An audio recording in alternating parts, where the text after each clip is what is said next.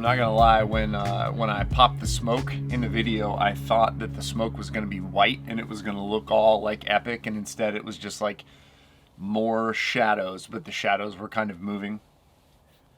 I've got some high class J&B blended scotch. Don't make fun of it. It was my grandma's, and when she passed away, that was one of the things that she left me. So to Nana. I did, however, go get some new cigars. So I'm gonna smoke this this little skinny guy that's on the end here. He said, "How do you light your cigars?" And I said, "Do you want me to lie to you?" Because I realized that I'm supposed to like use a piece of wood, a special piece of wood blessed by the saints. And I said, "But I don't do that. I just use a lighter." And he said, "Please, when you're trying this pack, use one of these." It seems superfluous, because then the carbon apparently does not get in from the lighter stuff. If I'm totally honest, the Bowtech Revolt XL is on loan from MFJJ with Spokane Valley, Washington Archery. He was kind enough, Spokane Valley Archery. He was kind enough to send me this bow to review.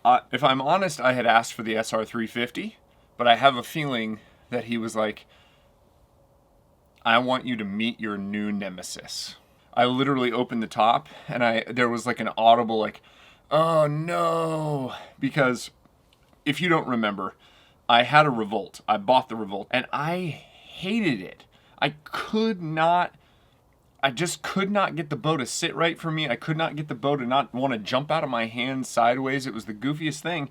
And I reset it up a bunch of times. I took it into a shop. We could not figure out what it was. But after shooting this, the only thing that I can think of was that it was me, which is, and I said that in the video, was absolutely on the table. And I feel a little bad because I'm sure I cost Bowtech some sales, because people were probably just like, you know what, there's other options here. I'm just not going to buy that one. But let me tell you, this is an absolute pleasure to shoot. Like, there's no other way to say it. It's a 34-inch axle to axle, so it's a little bit longer.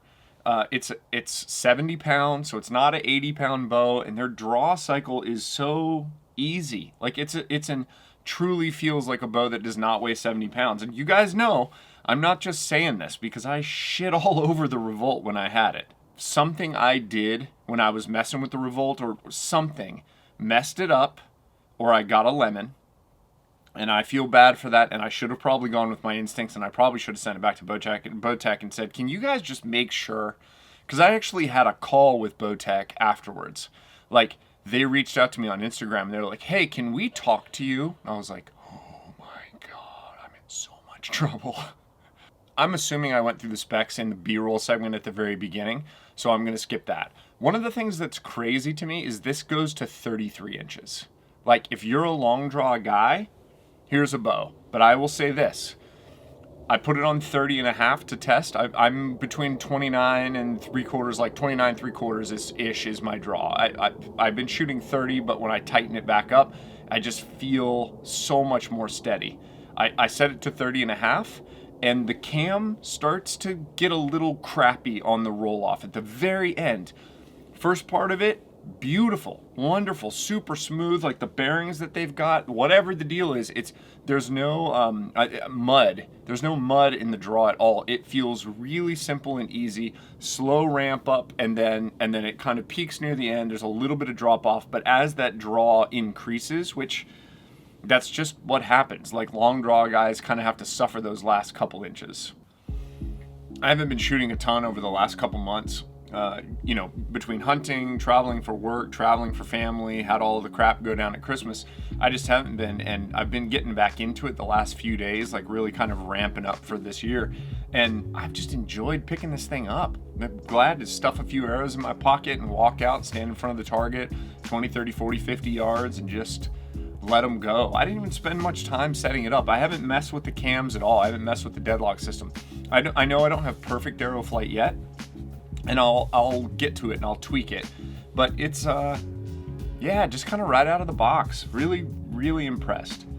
So the biggest differences to me that I notice when you start getting a longer axle to axle is they just feel more stable. Like they just seem to sit more. Like, and when I say sit, when you're holding the bow and the pin is kind of doing its thing out there, the pin float seems to be smaller. And I don't get these, I get micro jitters when I have a bow that I feel like is either too short, or like the Hoyt, the Venom 33 last year.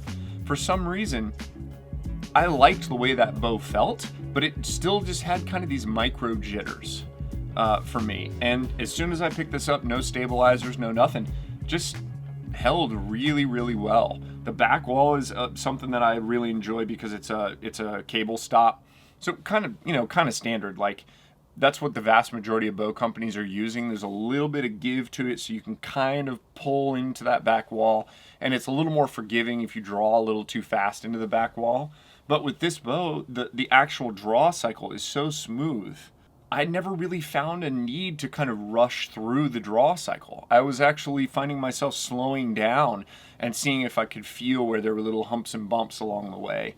And there really aren't. I'm super impressed. And again, I'm probably more impressed because of how much I didn't like the predecessor, which was the Revolt. If I were a shop, I would want to carry Bowtech. I don't know about any of their like warranty stuff. I don't know how Bowtech is as a company to work with, but from a pure like having a bunch of people show up and say, I need to change it from 28-inch draw length to a 30-inch draw length to a 29.5 to a blah, blah, blah, blah, blah, and back and forth and back and forth. And then when guys actually buy it, to be able to tune this system using the deadlock cams is ridiculous. Pop an Allen wrench in there, loosen up these three little Allen heads, drop it down, scoot it over, set to go. And then when somebody buys it, you literally set everything to 0, let the person shoot, make sure that they're not totally incompetent if they're tearing consistently. You give it a few turns and you're done. There's no shims, there's no top hats, there's no, prime hockey pucks, there's no none of it. It's just bam, screw drive, one way or the other. That's it. So simple.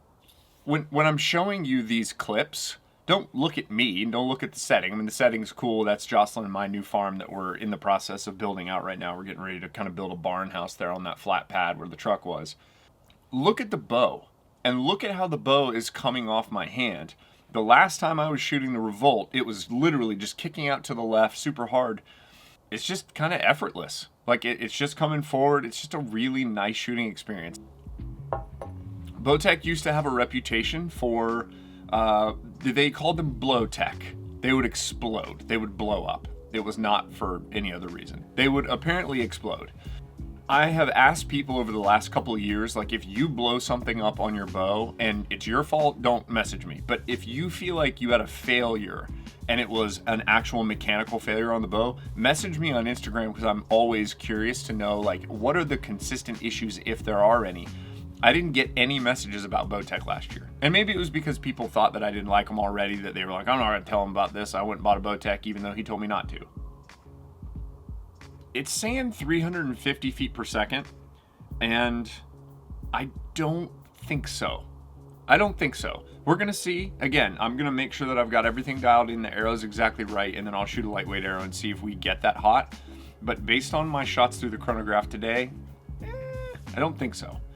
Go shoot the SR350 if they've got one in stock, and go shoot that CP28 as well. I am tending to get away from the shorter bows for whatever reason. I just don't like them as much. Kind of a rambly video, like not super crazy focused, but just a night to get out here and enjoy a cigar and enjoy a drink and talk about bows for a little bit. I can't tell you how exciting it is to get down here and to know that I can just go pick this bow up or go pick the prime up, and they were both easy to set up. They're both, dialed in relatively well, and just go punch a couple arrows down range. I felt like 2 years ago when I had the Revolt, it felt like it was such a fight. I wanted to get that thing right, and I wanted to make sure that I gave it a fair shake. And that was why I was so nervous when I saw Revolt XL on the limbs. I was like, oh no, here we go again. But super impressed. Super impressed. Good first impression. Way to go, Bowtech. Thanks for watching. I'm Brandon McDonald.